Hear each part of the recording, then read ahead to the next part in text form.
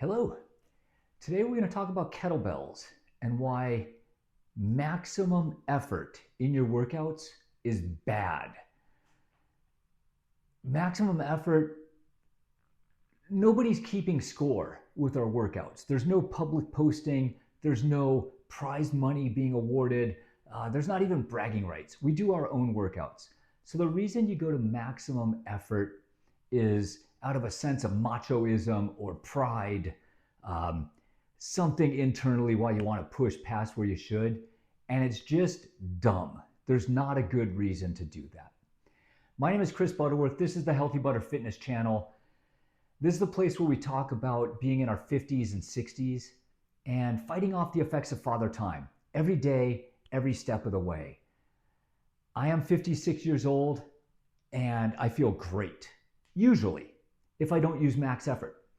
And when I was 50, I was broken down. I had lower back chronic pain. I had rotator cuff issues. I had elbow issues. I have worked my way through all of that to a place where I generally feel great every day. And functional fitness is the reason for it. Kettlebells, clubs, Mace. What I'm trying to do with this channel is to share with you the stuff that I've learned so that you can feel great as well and that your journey down this path is a little bit easier than mine was. Now, let's go back to maximum effort and swinging kettlebells. I have said on this channel often, and I will continue to say, 80% effort is my sweet spot. If you're doing a workout 50, 60% effort, you're probably not getting as much out of it as you should. Maybe that's an active recovery day. If you're sore, if you're sick, if you're too busy, tired, whatever reason, it's better to do a light workout than no workout. But 80% is where I want to be. I like to work out at 80% capacity, effort, energy expenditure.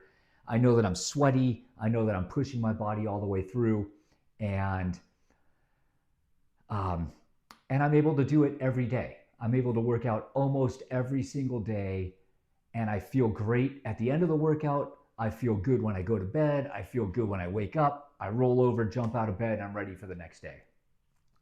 When you push past that, or let me talk from my own personal experience, when I push past that, when I go towards 100% effort, best case scenario is that I'm sore the next day. I've got, DOMS, delay onset muscle soreness. It's when we used to bench press really hard and then you couldn't, you'd poke your friend and somebody would poke you and it was agonizing pain, right? Or you can't wash your hair because your shoulders are so tight. Your arms are so sore you can't lift them. That's your best case scenario, is that you have muscle soreness. More likely, in your 50s and 60s, you're swinging a ballistic movement and you're going toward 100% effort. You are probably going to get nicked up, dinged up, pull something, strain something, tweak something. You end up with just a knock from that workout and you're not quite right, and it has to heal a little bit. Worst case scenario is you're out of control, you're heaving with all your might, you're going to 100%, and you actually tear something, and you require surgery. And then you're down for 4 months plus the next year of rehab, and hopefully someday it gets back to as good as it was, but it probably never will. That is not where we want to be. So we try to stick to that 80% sweet spot. I work out almost every day. I use a progressive schedule so that each workout, I might do the same workout 2 or 3 times, but then I increase one more rep, one more set, whatever it is, just a little bit harder over the course of time. So we're consistently getting stronger. We're consistently getting better without injury. So why is that today's discussion? What did I do that was stupid? So last couple days ago, end of last week, I did a kettlebell medley workout. And I'm going to share my story. I'm going to link to a video below. I have posted my kettlebell workout on this channel, my medley workout on this channel before. It's a difficult workout. Now, this was kind of a historical event. I have been working on this particular exercise for a year. the end of this week marks my 1 year anniversary. I was doing it at the end of last week, knowing I wasn't going to do it again, so it was my last time. So I pushed a little harder. So it was the last time I was going to do that workout before the 1 year mark. So when I started this workout a year ago, I had a 15-pound kettlebell, and I was just playing with it one day. Could I swing a kettlebell around for 15 minutes without putting it down, even at 15 pounds? The answer was yes. It was fairly easy because that's a fairly light weight. But I went through some progressions. What if I do 2 sets of this and 2 reps of this and 2 reps of that? What if I change hands? What should the exercises be? And it took me a couple of tries, but I put together what I felt would be a pretty good program. So then I said, okay, let's do this for real. I'm going to pick up a 25-pound kettlebell. I know it's going to be heavy. Well, after 2 rounds through, it took me about 1 minute to go through a round with my left hand, and then another minute with my right hand.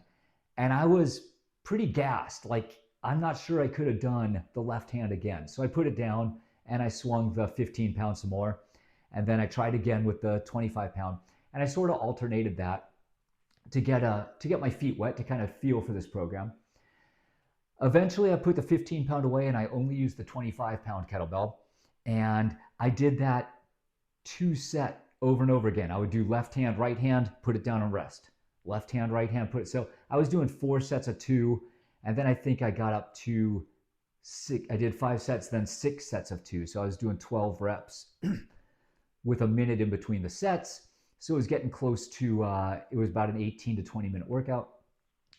Eventually I was able to go to a set of 4. So I did 4 and then 2, 2, 2. And then I did 4, 4, 2, 2. So I just slowly built this thing up. I got to the point where I was doing 6 sets of 4. So I was doing 24 minutes of actual work with 6 minutes of rest, or 5 minutes of rest with a minute between each set. On the video that I posted, the video that I'm going to link to below, I did it about a month and a half ago, but I had worked my way up to a set of 6, a set of 6, and then 4, 4, 4. And the video that I'm linking to below was the first time that I did 3 sets of 6. I did 6, and then 6, and then 6, and then I did 4, 2. So that was a cool moment, getting up to that 3rd set of 6. Well, I've done that workout a few times now. I did 6, 6, 6, 4, 2 on the video. I did it again a second time. I did it a 3rd time where I really wanted to do 4 sets of 6. I wanted to increase it, but I couldn't. I did 6, 6, 6, and I was wiped out. I did a set of 4, and I was thinking about keeping going, and I'm like, that's just not smart. Let's stop here. And then I did the set of 2.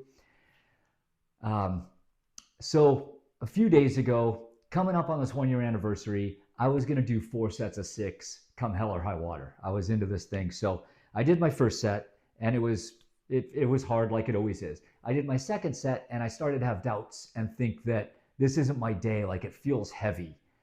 It feels harder than it did last time.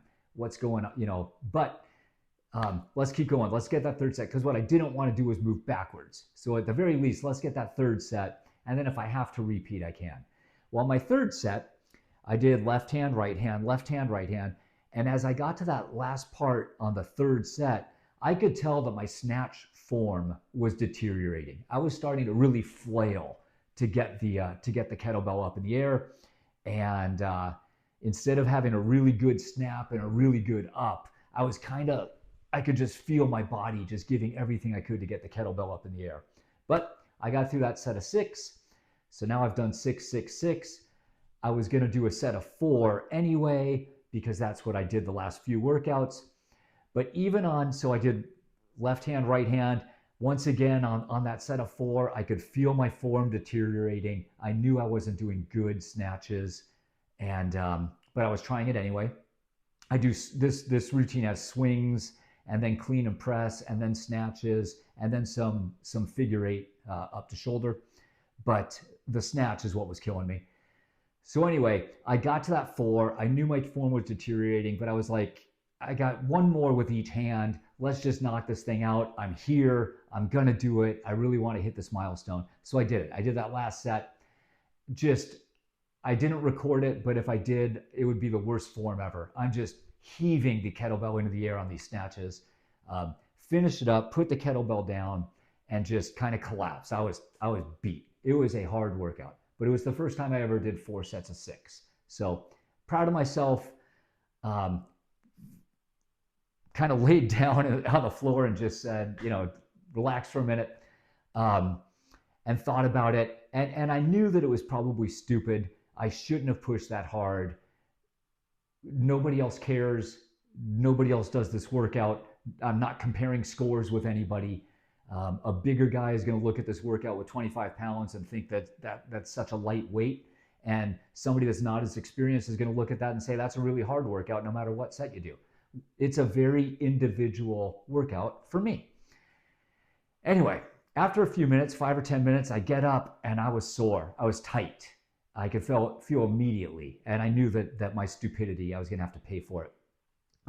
That night going to bed, I was really stiff. I woke up the next morning and had to take Advil, and I was just slow for a few days. So today is the 4th day after it, and it is reduced to the point where it's really, I have kind of a pinch in the middle of my back, and it keeps tweaking. So I can move fully extended this way. I can move fully extended this way, but right in between, I feel a little tweak. So I've watched it get better over 3.5 days. I know that it's going to recover. Thank God I didn't do anything bad, but in a couple of days it's going to be fine. I've done a active recovery workout. I did some light weights a couple of days ago. I'll do another lightweight workout today. But the point is, don't be stupid. Father Time is working against us every day. You wake up in the morning and something is weird and you didn't even do anything dumb. It's just how it works. And we want to be 70, 80 years old and active and fit and healthy and vibrant. Don't do anything that is going to make Father Time's job easier. And I say it and I think it and I try to practice it. And every once in a while, you get that macho feeling, you get stupid, and you pay the price. Again, worst case scenario is you're muscle sore for a couple of days. Or best case scenario is you're sore for a couple of days anyway. Worst case scenario is you're getting surgery. So max effort, swinging something heavy around in positions that require excellent form and excellent technique. Once your technique falters, it's time to stop. Take a break, put it down, rest a minute, do your next set. And if your numbers aren't as high as last time, that's okay. Still got a good workout. Eventually, over the long term, over the course of 6 months, over the course of a year, our numbers are going to move up. They don't have to move up this second today.